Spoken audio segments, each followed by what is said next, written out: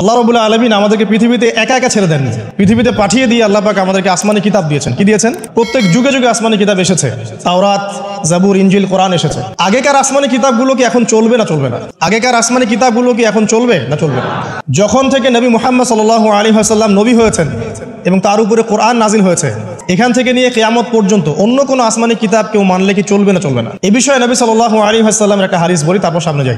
একদিন নবী সাল্লাল্লাহু আলাইহি ওয়াসাল্লামের সামনে ওমর রাদিয়াল্লাহু আনহু বসে আছেন। কে বসে আছেন? ওমর রাদিয়াল্লাহু আনহু নাম তো জানেন, ইসলামের দ্বিতীয় খলিফা। নবীজিকে বলছেন যে তাওরাতে কিছু সুন্দর কথা আছে ইয়া রাসূলুল্লাহ। এই কথা বা এই স্টেটমেন্ট শোনার সাথে সাথে নবী সাল্লাল্লাহু আলাইহি ওয়াসাল্লামের চোখ মুখ রাগে লাল হয়ে গেল। হাদিসটা মিশকাতে আছে। রাগে লাল হয়ে নবী সাল্লাল্লাহু আলাইহি ওয়াসাল্লাম বলছেন যে ইয়া ওমর, হে ওমর, তুমি আমার সামনে তাওরাত পড়ছো? জেনে রাখো, লাউ কানা মূসা হাইয়ান, যদি মূসা আলাইহিস সালাম এখন জীবিত থাকতো। তাওরাত কার উপর নাজিল হয়েছে?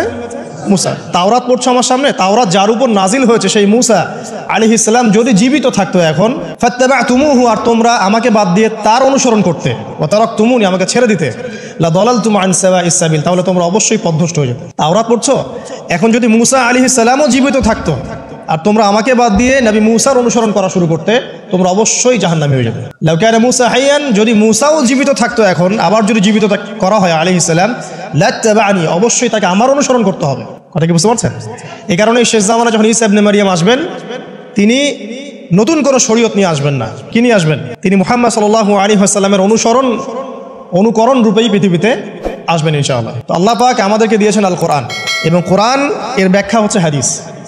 নবী সাল্লাল্লাহু আলাইহি ওয়াসাল্লাম বিদায় হজের ভাষণে বলেছেন, এই হাদিসটা খুব ভালো করে মনে রাখবেন। তিনি বলেছেন যে তারাকতু ফিকুম আমরাইন, আমি তোমাদের মাঝে মাত্র দুটা বস্তু ছেড়ে যাচ্ছি। কয়টা বস্তু?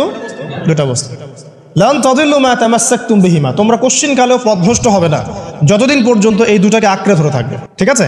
তোমরা কোশ্চিন কালেও পথভ্রষ্ট হবে না যতদিন পর্যন্ত এই দুটাকে তোমরা শক্ত করে আঁকড়ে ধরে থাকবে। অন্য হাদিসে আছে দাঁতের মারি দিয়ে কামড়ে থাকবে। আপনি সামনের দাঁত দিয়ে কিছু কামড়াতে গেলে কিন্তু টান দিলে ছিঁড়ে যাবে না? দাঁতের মারি দিয়ে যদি শক্ত করে ধরেন, এত সহজে কিন্তু টান দিলে ছিঁড়বে না। এই জন্য নবীজি বলছেন সাল্লাল্লাহু আলাইহি ওয়াসাল্লাম, দাঁতের মারি দিয়ে কামড়ে ধরে থাকবে কোরআন এবং সুন্নাহকে।